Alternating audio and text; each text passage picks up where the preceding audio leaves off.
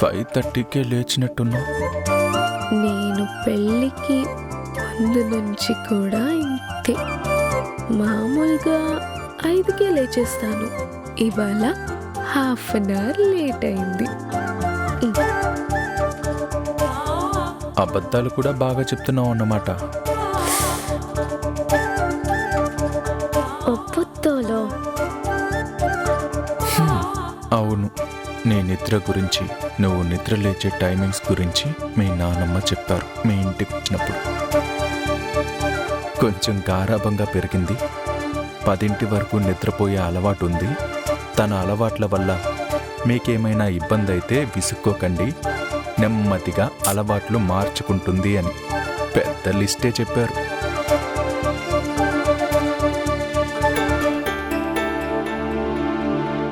ఏమిటి నన్ను అలా చూస్తున్నావు? తర్వాత చెప్తాను నీ సంగతి.